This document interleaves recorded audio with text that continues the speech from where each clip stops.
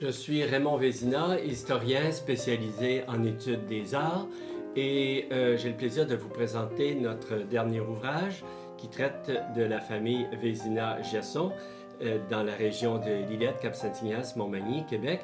Mais c'est beaucoup plus qu'un livre de famille du fait qu'il y a 8200 Vézina à peu près en Amérique du Nord et à cause des alliances, bien entendu, il y a plusieurs autres familles qui sont impliquées.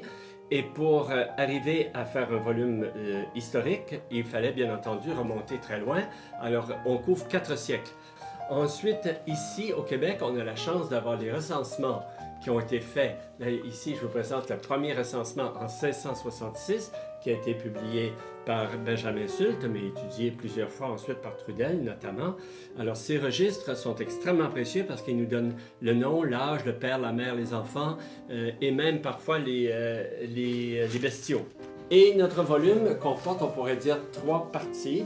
Une partie qui est fortement iconographique et dont s'occupe surtout ma femme Mineko Suzuki, qui est spécialisée en musique et en infographie.